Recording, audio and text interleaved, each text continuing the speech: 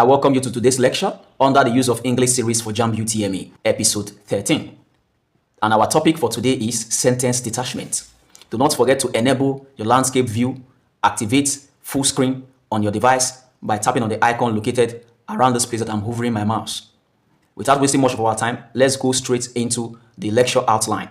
Lecture outline: definition of sentence detachment, uses of sentence detachment, how to use sentence detachment in an exam, practice exercises from WAEC and JAMB/the answers, quick recap of the lecture. You will learn the above in this lecture and I wish you good luck. Sentence detachment. Sentence detachment is a technique in English grammar. It is used to separate a sentence in order to make it look simpler. So we use sentence detachment to separate a complex sentence to make it look simpler. So you can use it in your exam to separate, to split a complex sentence into simpler units for the purpose of making it what? Simpler. It is usually separated by what? Commas. So when you are separating sentence or when you are breaking sentence into simpler units, you do that by introducing comma to induce the separation. So the comma you introduce confirms the sentence detachment or the sentence separation. Moving on, detachment often involves participial phrase, which is a verb that ends in ing or ed. A verb that ends in ing or ed is a participial phrase. The second is absolute phrase or absolute phrases. Phrases containing more than one word is an absolute phrase. Okay, so any phrase that contains more than one word is an absolute phrase. For example, a phrase like walking on, that's a phrase. Okay, it contains more than one word, so that's an absolute phrase. The next here is prepositional phrase, which is a phrase held by a preposition. A phrase that is held by a preposition is a prepositional phrase. The fourth and the final one is the appositive, which explains a noun. It's just like an adjective. It explains a noun. It adds meaning to a noun. It's just like an adjective. It adds meaning to a noun. So the sentence detachments often involve participial phrase, absolute phrase, prepositional phrase, and of course, the appositive. So moving on, why use sentence detachment? Why do we detach sentences? Why do we do that? Let's find out. To overhaul the sentence, checking for details. What is the meaning of the word here, overhaul? Overhaul means to break or to open, to split into various components, into simpler components. Splitting the sentence into simpler components to check for details. The second is to check for irregularities in a sentence, checking for irregularities in a sentence. Then the third and the final is to fill in blank gaps in exam condition. This is very applicable to our class and I am going straight to this. So we are going to abandon these two, number one and number two, to overhaul the sentence and to check for irregularities in sentence and go straight to using it to fill blank spaces in exams. Moving on, how to detach a sentence. First of all, let's look at the general way of detaching a sentence before we narrow down into using it to fill in the blank spaces or gaps in exams. The first, when you want to detach a sentence, what do you do first? First of all, identify the clauses. Identify the clauses, which could be independent and the dependent clause. For example, the moment he spoke into my ears, I regained consciousness. The moment he spoke into my ears is the dependent clause. I regained consciousness is the independent clause. So the moment he spoke into my ears is dependent on I regained consciousness. So we have identified the clauses present in the sentence, the clauses or clause present in the sentence as the case may be. So we have two clauses here. We have the dependent clause here and we have the independent clause in this sentence. So you can as well encounter a sentence that has only one clause. It might have only the independent clause, which can stand on its own. So do well to take my lecture on clause for a smoother understanding of this topic so that some of the words we mention here doesn't sound foreign to you. Find my lecture on clause and take the lecture. The next step in splitting a sentence is identify the absolute phrase. Having identified the clause or clauses in the sentence, the next is to identify the absolute phrase. For example, her arms folded across her chest. She waited silently. Her arms folded across her chest. She waited silently. Remember what an absolute phrase is. A phrase that contains more than one word. That's an absolute phrase. So folded across is an absolute phrase. So we have identified the absolute phrase, a phrase containing more than one words.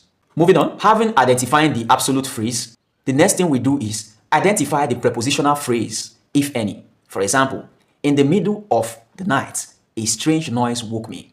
In the middle of the night, a strange noise woke me. Remember what a prepositional phrase is. A preposition that links phrases is a prepositional phrase. So middle of the night is a phrase. Middle of the night. The preposition that links the phrase is what? Of. So that's the prepositional phrase. So everything we have here, middle of the night, becomes a prepositional phrase. So this is a group that makes up the prepositional phrase. But the preposition here is of. But the prepositional phrase here is what? Middle of the night. Moving on to the next. The fourth, having identified the prepositional phrase, the next thing we do is identify the appositive. For example, my friend, a skilled musician, plays the piano beautifully. The appositive here is a skilled musician. Appositive is part of the noun, often part of the noun. It gives the noun more meaning. So skilled musician is just like an adjective, okay, that gives the noun more meaning. Skilled musician, telling us that the noun, which is the musician, is skilled. When you encounter sentences that are difficult to detach, what do? That's what this heading is saying. The first thing to do is you rewrite the sentence. In all, you are going to encounter sentences that are difficult to detach, okay? So rewrite the sentence first. In all, ensure that the sentence follows concords, verb, noun, laws, and other laws in English discussed in my previous lectures, like pronouns, concord, all my lectures. Take all my lectures. Lectures on pronoun, concords, English tenses. In all, ensure that the sentence follows concords, verb, noun, laws, and other laws in English. Ensure that after rewriting the sentence, it obeys English syntax. Okay, moving on. How to do it in an exam. So we are looking at how to detach sentence in an exam, how to use sentence detachment to your advantage in an exam, and the quickest way to do it. That's what you're about to learn now. The first thing you have to do in an exam condition is write out every meaningful details you can make out of the sentence. Forget about the appositive stuff we discussed. Forget about the prepositional phrase we discussed. Forget about all those we discussed. Focus now on this, since you are using it to prepare for an exam. Because the first part of this lecture, we spoke about sentence detachment when you are writing. But now, in an exam condition, we are treating how to use the sentence detachment technique in an exam condition. Okay. So the first thing to do is write out every meaningful details you can make out of the sentence. For sentences containing pronouns, check if the blank space should be an object or a subject position. If you don't know object and subject position, take my lecture on verb and pronoun. For sentences containing pronouns, check if what should be on that blank space should be a subject or object position. Is it a word that is supposed to be a word that occupies the subject position or a word that occupies object position?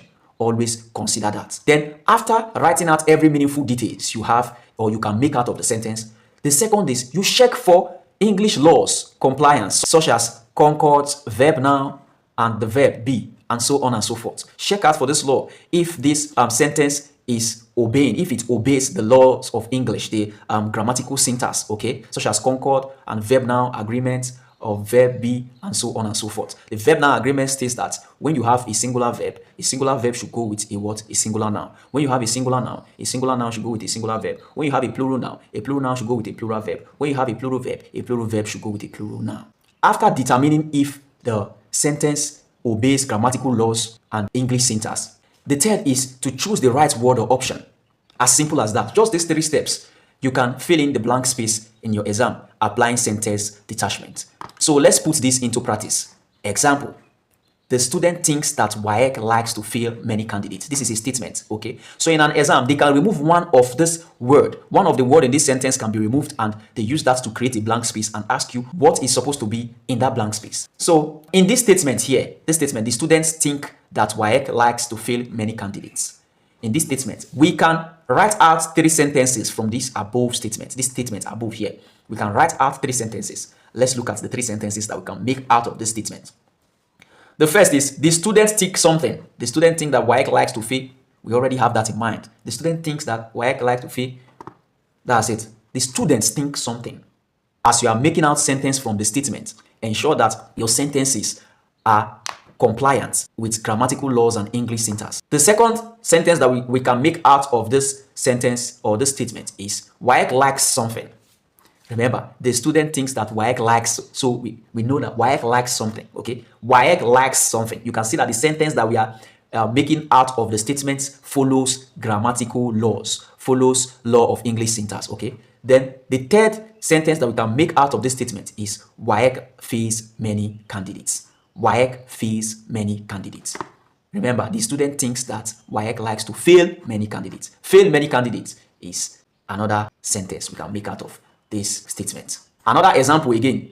Another statement is here. It reads, some of the ladies who sell rice have been arrested. So this statement here, in an exam, they can remove one of the words we have here in this statement and ask you to find the missing word or choose the missing word that is supposed to be in the blank space. So what do? We can make out two sentences from this statement. So let's look at the two sentences that we can make out of the statement. The first sentence that we can make out of this statement is, the ladies sell rice. Remember the statement, some of the ladies who sell rice. Some of the ladies who sell rice. So we already know that the ladies sell rice. Okay. And our sentence that we are writing out, we are making sure that it obeys the grammatical laws and syntax. Okay. So let's look at the next sentence that we could make out from this statement. It reads, some of them have been arrested. Some of them have been arrested. Okay. Remember the statement. Some of the ladies who sell rice have been arrested. Okay. Some of them have been arrested. So some of these ladies that sell rice have been arrested. Moving on. Now, let's have a practical example of an exam condition. A practical example to this is, let's read the statement in an exam. So the exam instruction says we should find or place the correct word that fill in the gap correctly. Look for the word that fill in the gap correctly. One of the children who dash, and this dash here, the option they give is play/plays, which is supposed to be here in this blank space. Is it play or plays? One of the children who dash in the compound, dash left the town. In this second dash here, what is supposed to be there? Is it has or have? Let's find out.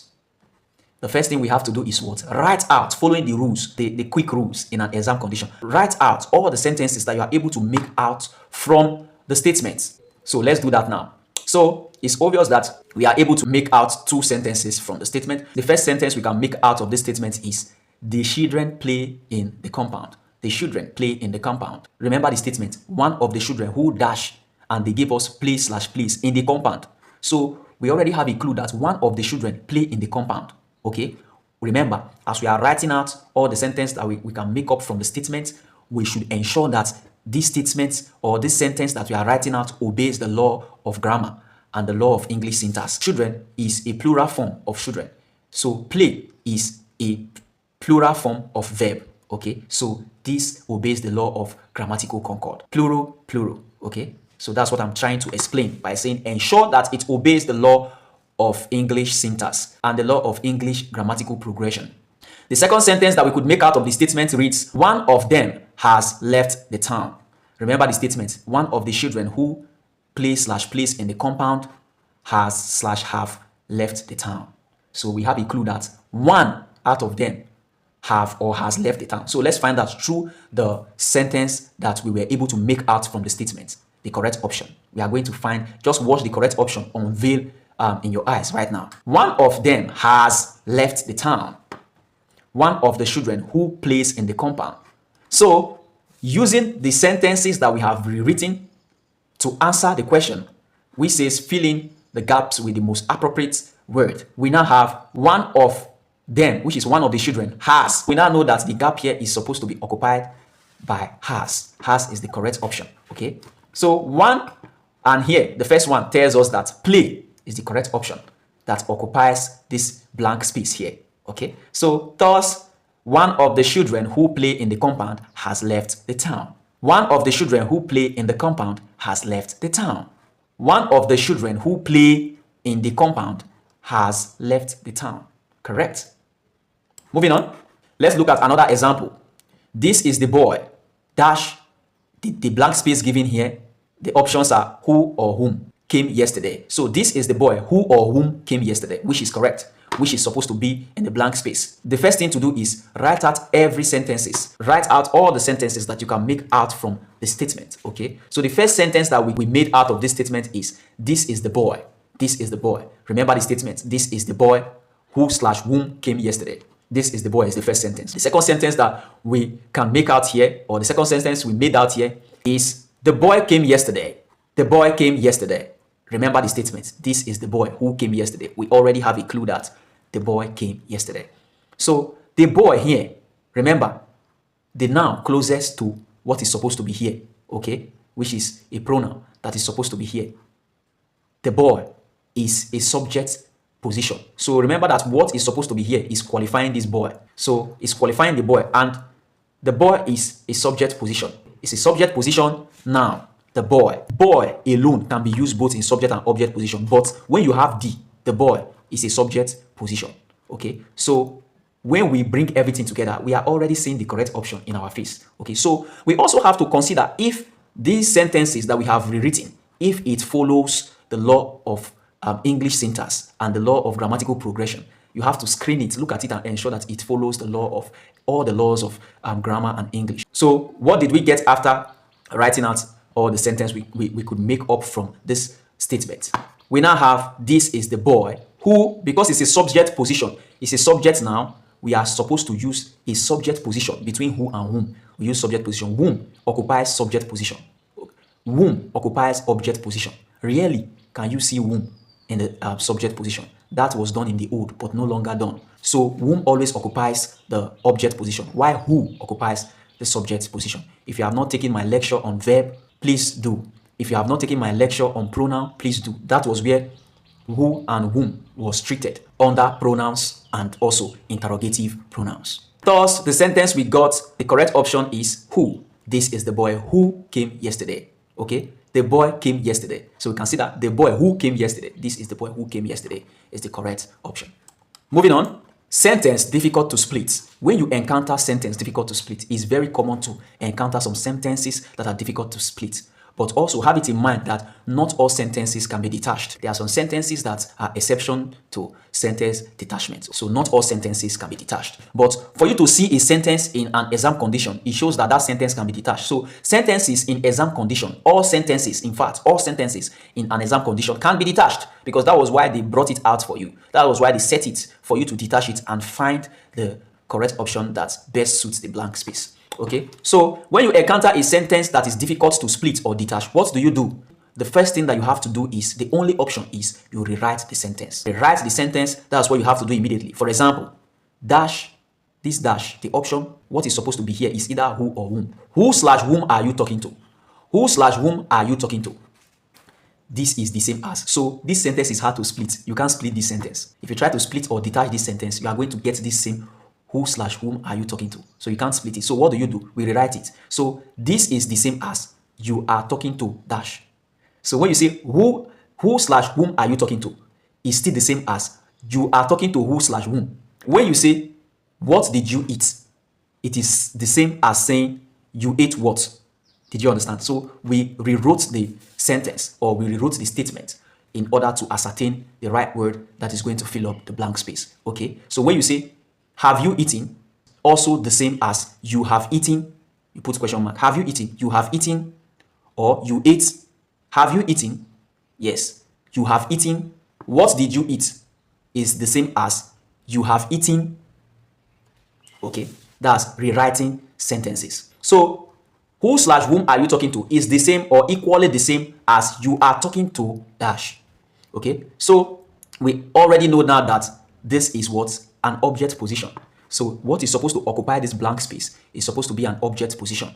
An object position between this who and whom is supposed to be the one that occupies object position naturally, okay, according to English laws, that is supposed to be put in this blank space. Object position interrogative pronoun. So we know that who/whom, both of them are interrogative pronouns. So do well to take my lecture on pronouns if you have not, okay, for a smoother understanding of this topic. All right, so we can now say, whom are you talking to? So whom is the right option. Whom are you talking to? Or you are talking to whom? Correct. So while we rewrote this statement into this sentence, it is also our duty, and it's very important, to always make sure that this sentence obeys the law of grammar, the law of English syntax, or that your new statement and the option, after including your option to the statement, ensure that the complete statement or the new statement, the resultant statement, obeys the law of English syntax and the law of grammatical progressions. Whom are you?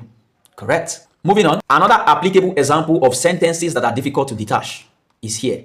Here, the statement says, fill in this blank space with either who or whom. It says, dash are you? Who/whom are you? Who/whom are you? What was the right option? Who or whom? This is the same as, what do? We rewrite, okay? Rewriting the statement, we can say you are dash. You are who/whom. So let's read the statement in the bracket. It says object position interrogative pronoun. So we already know that after rewriting the statement or the sentence, we now have the blank space on the what? The object position. So object position interrogative pronoun is supposed to be placed here, okay? But after placing it and read it, the object position interrogative pronoun we have here is whom.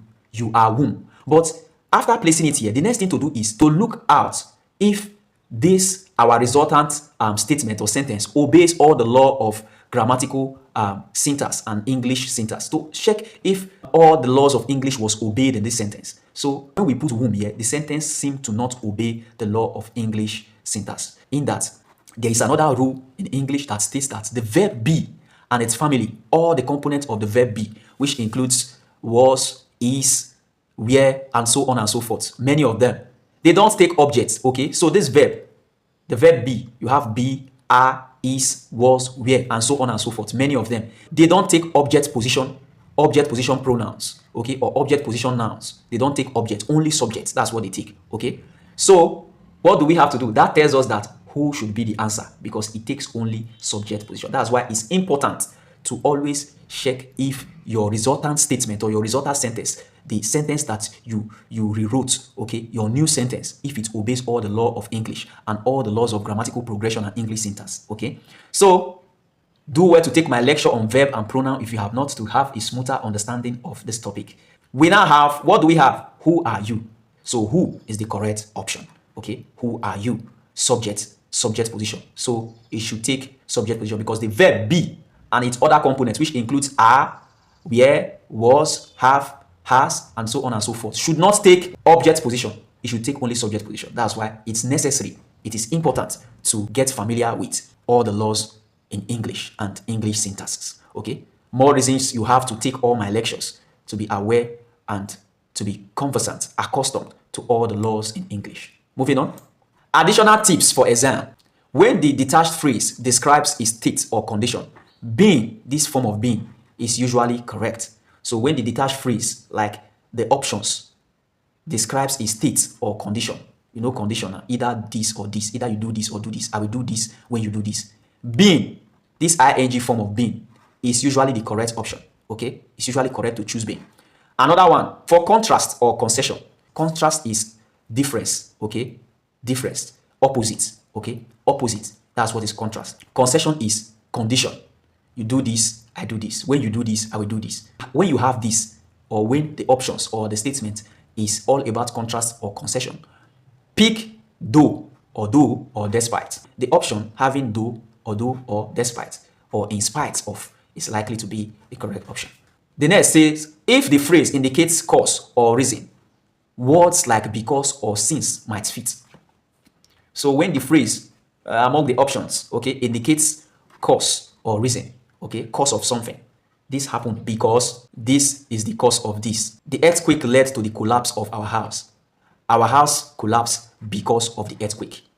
So the word cause or reason, because or since might fit. The next here reads, always ensure the verb form agrees with the structure. Present participle, past participle, and so on and so forth. Always ensure that the tense of the statement matches the tense of the option that you are choosing. Make sure that it follows the law of English tenses, okay? So do well to take my lecture on tenses if you have not. That is very important to also have a smoother understanding of this lecture. Moving on. Note something very important. Sentence detachment technique should not be your first attempt at answering exam questions. So when you're answering exam questions, do not use sentence detachment as your first attempt, okay?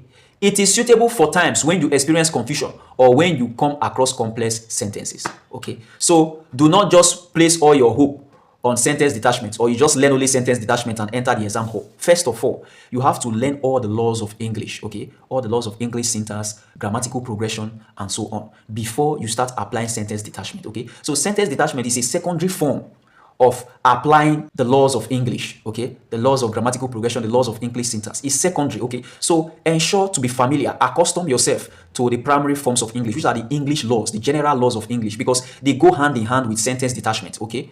Because sentence detachment technique could be a game changer. So when you are faced with complex sentences or you have tried other methods, the English laws of grammatical progression, laws of English syntax, it didn't work. So sentence detachment could be a game changer. We have come to the end of this topic, this lecture, sentence detachment. Exercises. These questions was brought from JAMB UTME 2003/2006. The instruction says, choose the best word to fit the blank space. Do not forget to read your instruction in an exam condition. Always read instruction. Very, very important. Number 1, dash tired from the long journey. The hikers rested under a large tree. Dash tired from the long journey. The hikers rested under a large tree. A was, B being, C are, D being. What's your answer? Dash tired from the long journey. The hikers rested under a large tree. You answered right. The correct option is B, being. Being tired from the long journey, the hikers rested under a large tree. Number 2, the teacher, dash strict but fair, always encouraged us to do our best. The teacher, dash strict but fair, always encouraged us to do our best. A, although, B, because, C, though, D, since. What's your answer? The teacher, dash strict but fair, always encouraged us to do our best. You answered right. The correct option is A, although. The teacher, although strict but fair, always encouraged us to do our best. Number 3, dash the heavy rain. The march continued without delay. Dash the heavy rain. The march continued without delay. A, because. B, despite. C, although.